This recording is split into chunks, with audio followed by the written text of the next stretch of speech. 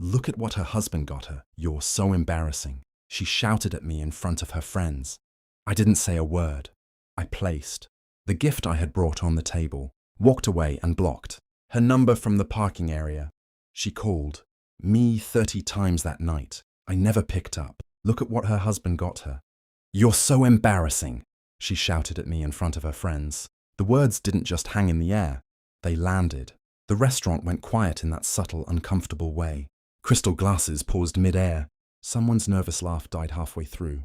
I could see my reflection in the polished table between us, composed, almost detached, while she stood there flushed with wine and validation, holding up the small velvet box I had spent 3 months saving for. Across the table, her friend's husband smirked, casually adjusting the keys to his new imported car on the table like a trophy. That was the comparison.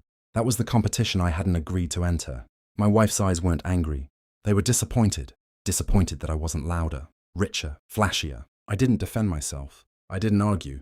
I didn't explain what that simple gift meant or what it had cost me. Not in money, but in overtime shifts and skipped lunches. Instead, I gently placed the box back on the table. Then I stood up and walked away. I've always been the quiet one, the guy who observes, calculates, and rarely interrupts. Friends called me thoughtful. Enemies called me invisible.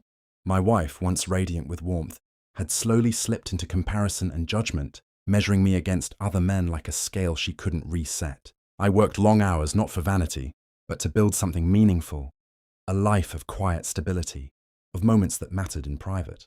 People assumed I lacked ambition because I never bragged, never flaunted my achievements. At family dinners, I was the one laughed at for missing the flashy punchlines. At work, my ideas were nodded at politely, then credited to louder voices. Even in our marriage, my gestures, dinners cooked, late-night conversations, the little surprises meant to spark joy, were met with polite acknowledgement, never awe. I carried all of it silently. It didn't make me bitter. It made me watchful. I learned to notice patterns. Who underestimated me? Who mistook silence for weakness? Who assumed compliance meant consent? Every slight, every whispered dismissal, every eye roll, I catalogued them. And tonight, in that crowded restaurant, I felt the weight of years of being dismissed, crystallized in a single public humiliation. But anger didn't surge. Patience did. Planning did. And a quiet reckoning was beginning. Dinner had barely started when the first ripple hit. A subtle dismissal that would have gone unnoticed to anyone else. She nudged her glass toward me, forcing a toast I hadn't asked for, smiling just slightly too sweetly, as if my presence were a courtesy she tolerated.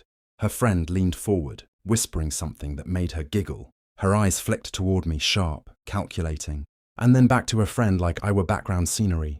Throughout the evening, little things piled up. She critiqued my tie under her breath, loud enough for the nearest neighbor to hear. She laughed at a joke about men who try too hard and let her friends share, knowing glances in my direction. When I offered a compliment to her dress, she tilted her head and responded with a faint, dismissive, "Oh, that old thing," as if my words were invisible. I noticed every pause, every lingering look, every carefully measured tone of voice. The way she dropped her napkin just so I would bend to pick it up. The way her heels clicked deliberately on the tile. A soft, echoing punctuation to every subtle slight. Each small betrayal stacked quietly, like bricks forming a wall I didn't plan to knock down in anger, but in patience. The suspense wasn't in shouting. It was in knowing I could respond, and choosing when. I felt it first as a tightening in my chest, a slow, controlled awareness that I'd tolerated enough. Every laugh, every whispered critique, every dismissive glance had been recorded in the quiet corners of my mind, catalogued and weighed. The velvet box sat on the table between us, a simple token, but in that moment it became a symbol of effort unseen, of patience stretched thin, of the dignity I had silently surrendered. She leaned back, laughing at a story I hadn't heard, her eyes gleaming with condescension. And that's when I realized I didn't need her approval, her applause, or her recognition. I didn't need to justify myself in her theater of superiority, the humiliation she thought she had inflicted. That ended the moment I stopped participating. I placed my hand over the box, feeling its weight, feeling the effort it represented. I stood up slowly, deliberately, letting the movement carry the quiet force of decision. No words, no arguments, no dramatic gestures, just presence, calm and unwavering. As I walked toward the exit, I heard her voice falter, caught somewhere between disbelief and irritation. For the first time that night, she was left with nothing to dominate, Nothing to control, nothing to mock, and I understood. The moment of power had quietly shifted. I didn't act on impulse. I never did. Revenge, I knew, was most effective when it was deliberate, silent, and inevitable. That night, as I drove home in the quiet of my car, I began cataloguing every slight, every disrespectful comment, every public embarrassment she had orchestrated. I compiled timestamps, messages, photos, evidence of pattern, not just moment. I researched quietly, learning the nuances of social leverage, her friends' social media accounts, her business connections, her public image, all became pieces of a map. I consulted a lawyer friend, not for confrontation, but to understand contractual loopholes and privacy boundaries. I made notes.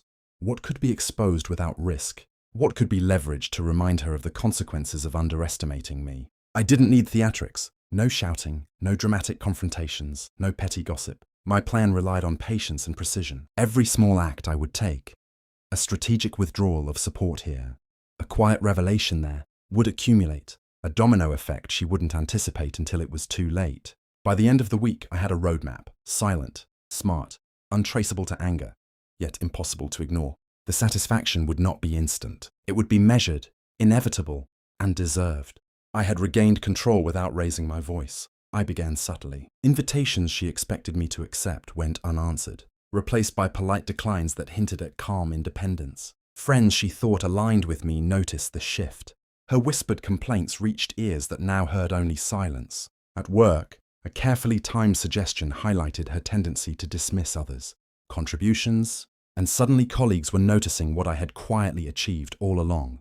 The velvet box resurfaced, not as a trophy, but as a symbol of deliberate thought. I sent a handwritten note to her closest friends, explaining the story behind the gift, the effort, the intention, the quiet love, letting them see what she had mocked. Their responses were subtle but telling.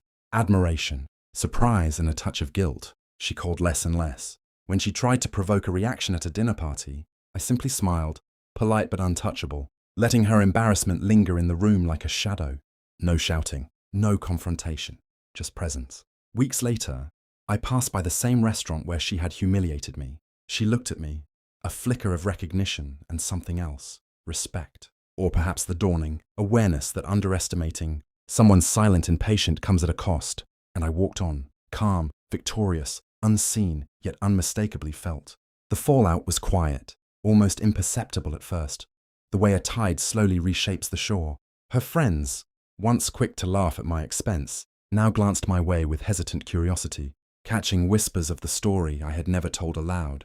Colleagues approached me differently, offering respect I had earned through patience, not self-promotion. Even mutual acquaintances noticed the subtle shift. The man they had dismissed was no longer invisible.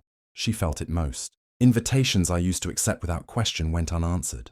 Her attempts at provocation met with calm, untouchable composure. The same smirks and whispers that once bolstered her confidence now faltered, replaced by uncertainty.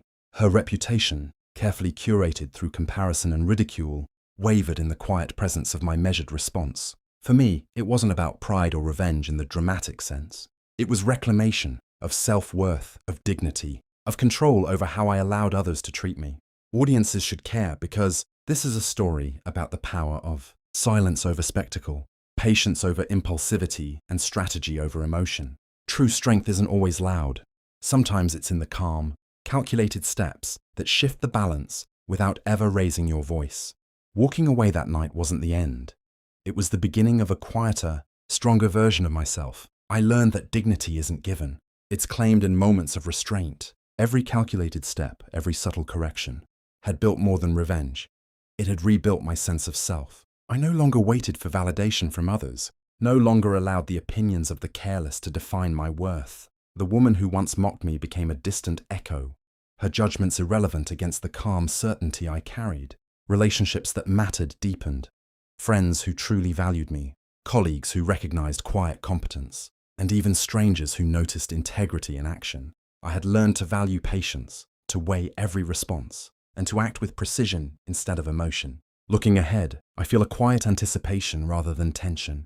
Life will continue, people will come and go, but I know now that my strength is in stillness, observation, and deliberate action.